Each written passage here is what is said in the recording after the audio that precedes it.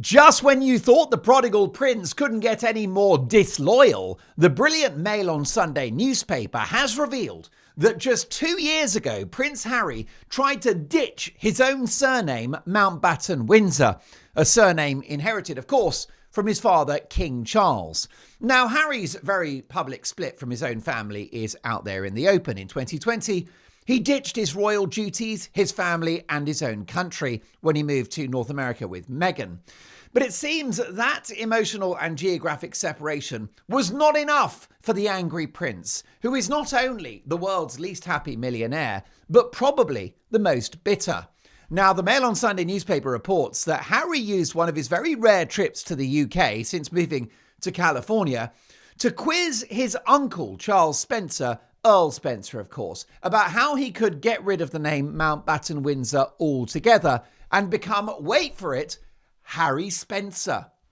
Now, it's one thing, isn't it, to fall out with your family. It happens all the time. It may have happened to you, but it's another thing altogether to disown the family name. This is a devastating revelation, and it will be heartbreaking for King Charles, who, let's not forget, is still battling cancer. Now, according to a royal insider, Harry and Charles Spencer had a very amicable conversation. And Charles Spencer advised Harry against taking such a step, not because of loyalty, not because of everything that the Mountbatten-Windsors have done for Prince Harry. Oh, no. The argument from Charles Spencer was it's legally too complicated. That's right. This was not an emotional decision. This was a pragmatic legal argument against changing the name. What Charles Spencer should have said is, how dare you even consider changing your family name? This is your legacy. This is your father. It's your grandfather. It's your grandmother, Queen Elizabeth. There's no way that you should reject that legacy. In fact, you're very lucky to have it. But no, instead, Charles Spencer says it's way too complicated and you will be in royal hot water. Now, this move, just the knowledge of it, as Charles has to eat his cornflakes in the morning and read about this in his freshly ironed newspaper, he's got to read the fact that when his son came to the UK, he didn't rush to Buckingham Palace or to Sandringham to attend to his father's needs as he battles cancer. Instead, like a disloyal turncoat, he went off to the Althorpe estate and hung out with Uncle Charlie, big Uncle Charlie, and said, hey, how can I get rid of my surname? Now, this will be devastating for King Charles because he's lost his son. We know that. I doubt he'll get his son back. But now he has to discover that his son is scheming, making further plans, right? Throwing the country and the family under the bus with the book Spare and the documentary series on Netflix and the podcast interviews. That wasn't enough for Prince Harry, who appears to be indulging in a scorched earth policy against his own family. Can you imagine the headlines if Prince Harry became Harry Spencer? It would be beyond. It is the nuclear button, and that is the button that Harry, I should say, was considering pressing. It's truly shocking stuff. I can't believe it. Now let's have a look at the Mountbatten-Windsor surname. The surname Mountbatten-Windsor was established in 1960 by Queen Elizabeth II and Prince Philip for their direct descendants. It combines the royal family's name, which is the Windsors, of course, and Prince Philip's adopted surname, Mountbatten. And this surname is used by descendants who do not hold royal styles and titles, such as His or Her Royal Highness or Prince or Princess. So, for example, Prince Harry and Meghan Markle's children, Archie and Lily, were initially styled as Master Archie Mountbatten-Windsor and Miss Lily Mountbatten-Windsor. We're not calling her Lilibet because that is a stolen name from Queen Elizabeth. It's a policy of the Mark Dolan show that we will never use that name, Lilibet. It belongs to only one woman, and that is one of the greatest figures in British history, QE2, you are welcome. So, Harry's children are currently Archie Harrison Mountbatten-Windsor, Lily Diana Mountbatten-Windsor. So if Harry had changed his name to Spencer to become Harry Spencer, it would have led to their children being known as Archie Spencer, Archie Harrison Spencer, and wait for it, Lily Diana Spencer. And that's what this is all about, folks. And I suspect this may come from Meghan. This move to ditch the Windsor family name, Windsor Mountbatten, I believe comes from Meghan herself, because what Meghan wants to do, Meghan wants to cast Lily as the next Princess Diana. Because, of course, Meghan thinks she's Diana 2.0. She's not even Prince Andrew 1.0. But it's quite clear that by taking all of these different names, so Lily or Lilibet, which did not belong to her, it's my understanding that Harry and Meghan did not ask Elizabeth's permission to use the name Lilibet for their daughter. And it's quite clear why they didn't ask, because Queen Elizabeth didn't take any nonsense and she would have said no. So they went for that name, Lilibet, and then they took the name Diana. I mean, this is the point about Meghan Markle. She is a magpie. The magpie is the bird that's famous for stealing things, isn't it? And that's what Meghan is. She's a magpie that steals things that belong to other people, such as the name of her podcast, Confessions of a Female Founder, belongs to someone else. It's been going for years, very successful. And unlike her show, the original Confessions of a Female Founder is hosted by someone that is a founder, an actual entrepreneur, not someone that shut their business after 8 weeks, which of course Meghan has done with the As Ever brand.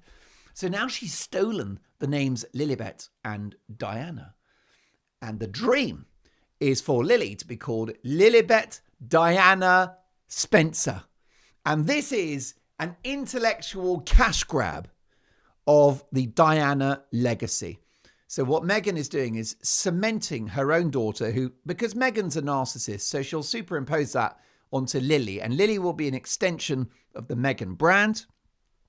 And if Meghan can't be Princess Diana, then Lily most certainly can. And that's good enough for Meghan, because Meghan is a pushy mum. Don't forget, Meghan is someone that says she's worried about the privacy and safety of her children online, and yet she puts them on Instagram non-stop. And the worst thing she does is she only gives you a glimpse of Lily and Archie. You get the back of the head, you get a silhouette. It's a disastrous idea, because that creates even more curiosity about her kids.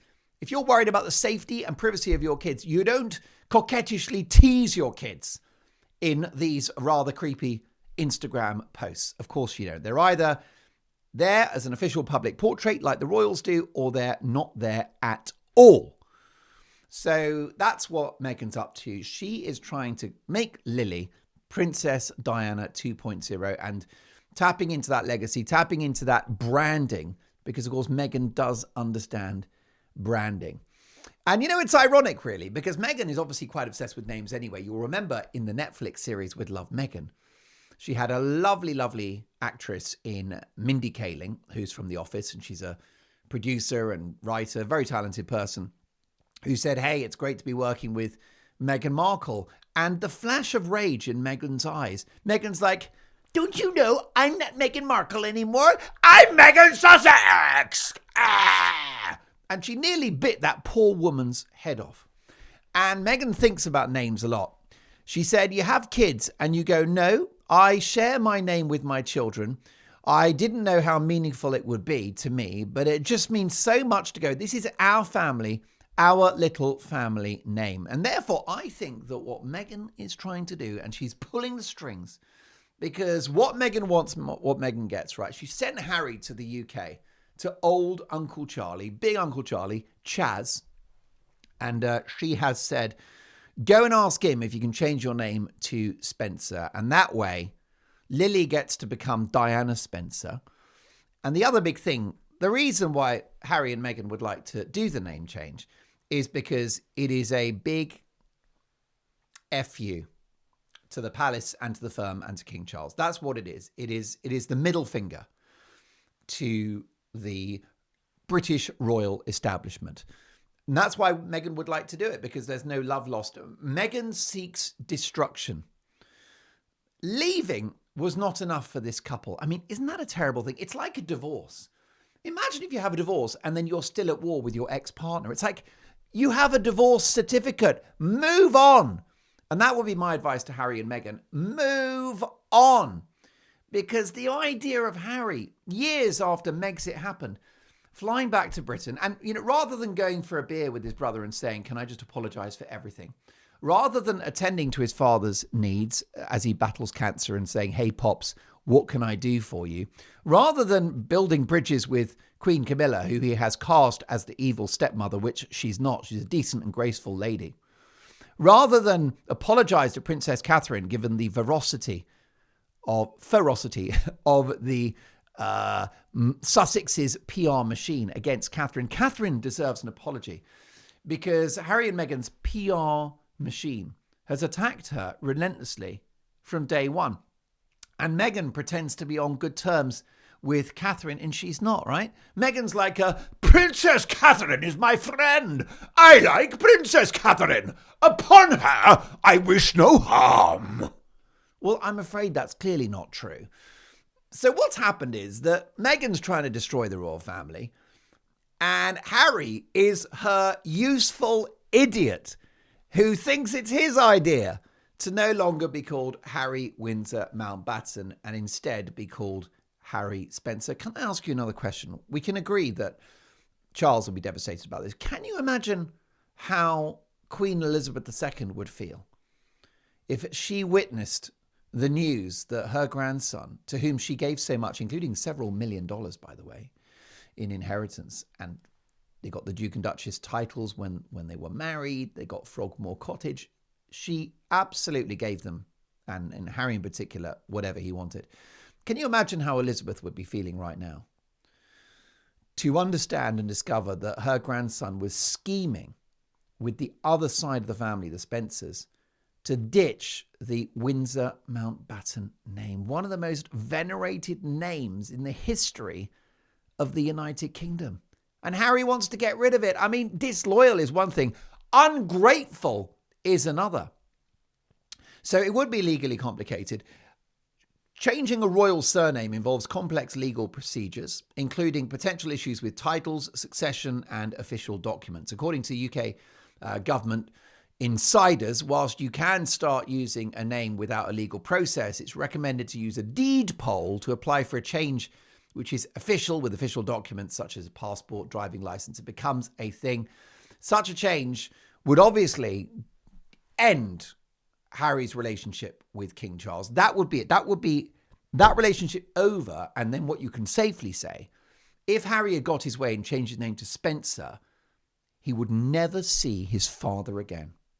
And Harry is so deranged, so angry, so bitter that he's willing to countenance that outcome in which he never sees his father, King Charles, again. But we know the pattern of behaviour. Where does it come from? Who else has cut off their own father? Who else will likely never see their father again? Oh, my husband. I call him H. My husband. Of course, it is a pattern of behaviour that comes from Meghan Markle, because Meghan Markle is the one that burns the bridges, that ghosts people, that gaslights them, that cuts people out of her life. She did it with her half-siblings. She did it with celebrity friends like Piers Morgan. She did it with her own father. She did it with the royal family, and she will do it again. And do you know who's next for the chopping board? That prize royal numpty, Prince Harry himself. The world's least happy millionaire, who doesn't realise that he's next for the chopping block, which is why I'd recommend, if you haven't seen it, take a look at the previous video on the Mark Dolan show.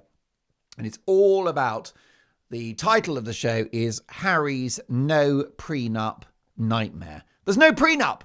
Watch that video. You'll be blown away by the revelations that this show has unearthed. Now, let me tell you that this is obviously devastating, this news that Harry's trying to change his name unsuccessfully.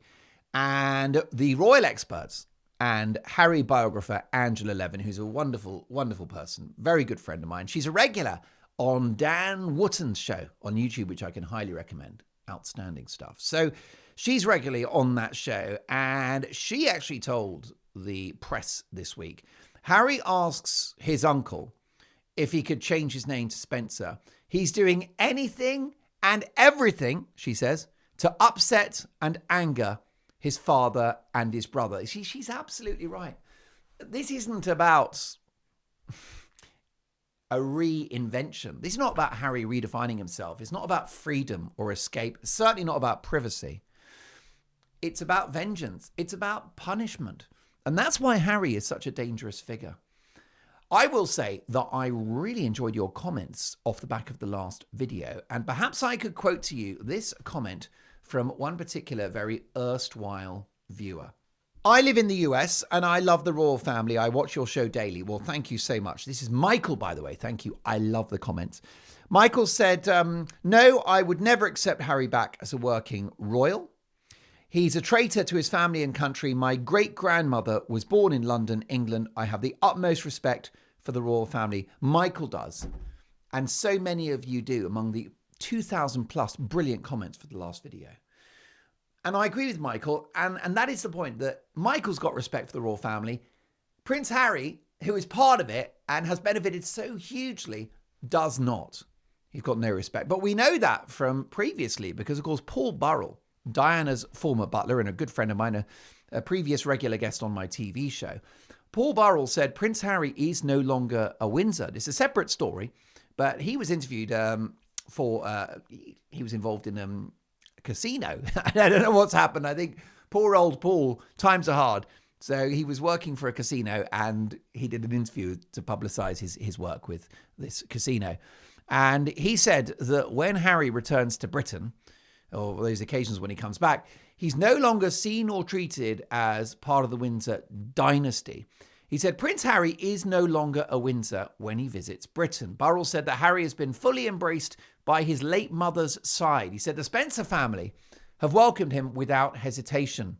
Without hesitation, never forget I'm your man. Do-do, do-do.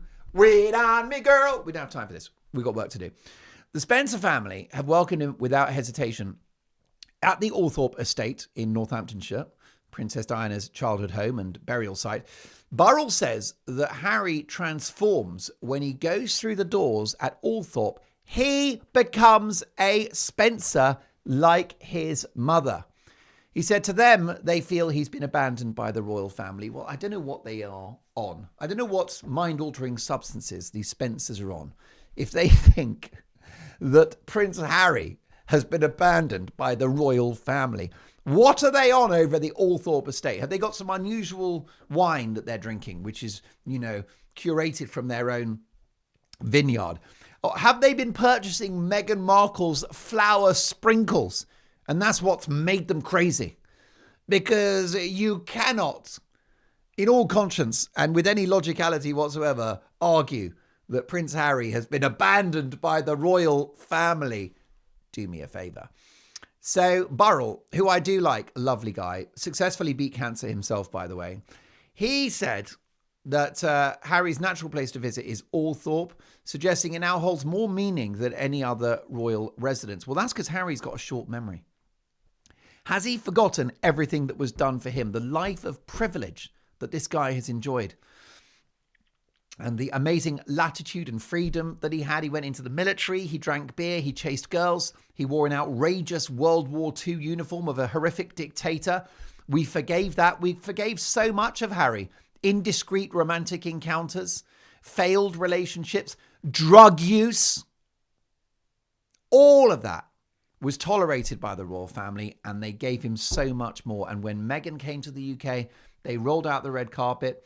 They broke royal precedent non-stop. For example, Meghan was a guest at Sandringham for Christmas before the couple had got married. Unprecedented and not a privilege that was bestowed upon Princess Catherine. But what Meghan wants, Meghan gets. So Burrell has said that this place, Althorpe, is the natural location for Harry to go. He said it's where Diana's final resting place is too, so it gives Harry a great deal of comfort to be there. Well, I understand that. He visits his mother's memorial. Of course, I understand that. But he suggests that the estate offers refuge from the rift with King Charles and Prince William, especially, he says, given the ongoing conflict with his brother and father. Well, whose fault is that, Paul? Burrell says that Diana's sisters, Sarah and Jane, now form part of Harry's protection network. He's close to his mother's sisters, Sarah and Jane, and they are part of the UK protection that Harry has in the UK. This is just utter madness, and it is such a betrayal.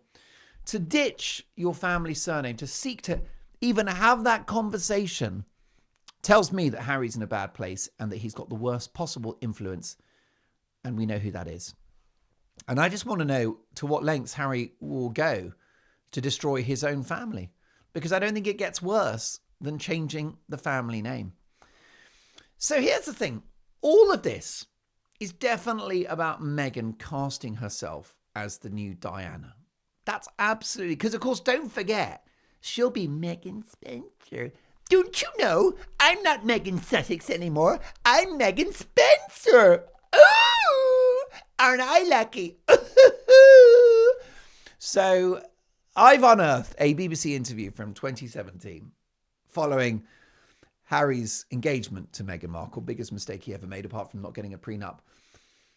And oh my goodness, he was asked how Meghan would get on with Diana. And he said, oh, they'd be thick as thieves, without question. I think she would be over the moon, jumping up and down, so excited for me.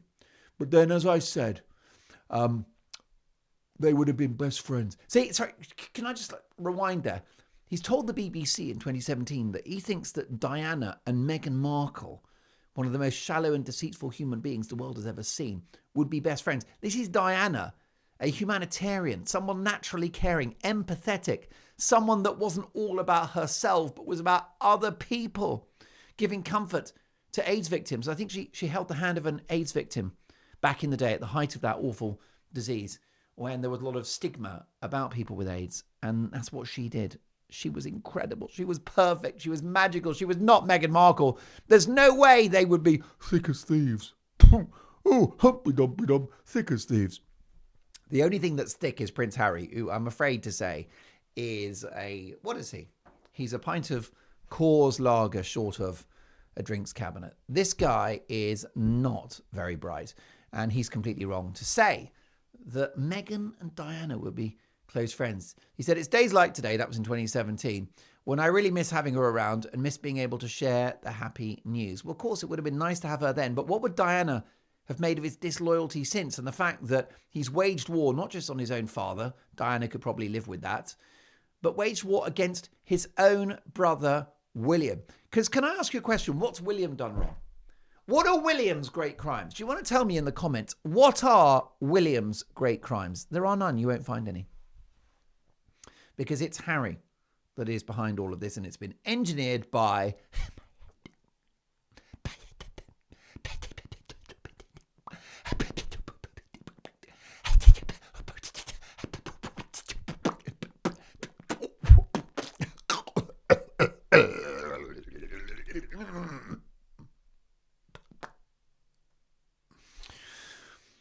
In the same interview, Meghan said in 2017, I think in being able to meet Harry's aunts, I'm able to in some way know a part of Diana through them and, of course, through him.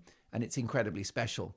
Now, it's great because Tom Bower's book about Harry and Meghan called Revenge is very good on this. Bower writes, Harry assumed that Diana's family and friends would see a similarity between Diana and his fiancée, and even they didn't. So the Windsors, no, didn't register at all, but even the Spencers did not see the similarity. So Harry assumed Diana's family and friends would see a similarity. Both, he said, shared the same problems. He was so disappointed. No one agreed that his vulnerable mother had anything in common with Meghan Markle. More discomforting for him, they thought Meghan would not fit in with the royal family, and they were right. Also, it's quite interesting because Earl Spencer, according to Tom Bower, said that Harry should not rush into marriage with Meghan. How right he was. And Harry didn't like that. It created tension, according to Tom Bower. He said his advice provoked a bitter reaction. This was going to be really hard. Harry would later reflect on establishing Meghan's place in the family. And it was a rift. It was a rift between Charles Spencer and Harry at the time, because Harry is, and I think we haven't talked about this enough, he's quite a spoiled person. You know, he's the baby. I'm the baby. All the babies are spoiled. Are you spoiled if you're the baby? I think the baby gets spoiled a bit. And I think it happened to Harry, who is a spoiled brat, I'm afraid to say, and doesn't like it when things don't go his way. You know, I spend a lot of time criticizing Meghan Markle, but actually Harry is just as selfish, just as destructive, just as bitter, just as scheming, and just as narcissistic. What Harry wants, Harry gets. And this latest revelation is he wants to change his surname. So it's pretty powerful stuff. It's quite shocking, but it's what we've come to expect from this couple, is it not? So there you are, folks. What's next? What other revelations will emerge about Prince Harry, about Meghan, and all of the rest of them? Well, listen, I can't wait to see you for the next video. Don't forget that the Mark Dolan Show lands every day, daily, at 4:45 p.m. in the UK. That's right, 4:45 p.m. in the UK. That is 8:45 a.m. US Pacific, that's the West Coast, and 11:45 a.m. US Eastern, that is the East Coast. Meanwhile, it is late night or the early hours down under. So before I go, please like if you can. It really helps the channel. Please subscribe if you haven't already and hit the alarm notification bell because you'll be alerted when every new show drops. Plus, there'll be occasional bonus videos, short form, little 10-minute hits about other figures in the world of entertainment and showbiz. And when those come, you need to hit the notification bell and then you get an instant message that we are here. Folks, before we go, you may or may not know that there is a colleague that I've got on the Mark Dolan Show who is very hardworking, very committed to the whole project. It is my neighbour's cat, Reg. Reg has several homes, maybe 9 or 10 households, which is why he's so physically substantial, all those dinners, quite something. And he is a very, very opportunist character. He's a strong cat. He's powerful. He's got muscle mass. And he's a hunter. But I've got to tell you that I sometimes raise an eyebrow about what it is he's hunting. Take it away, Reg, and I'll see you for the next video tomorrow. Bye for now. Now, we've got a problem here because Reg is a natural hunter. He's predatorial, which is fair enough. That's how he's bred to be territorial.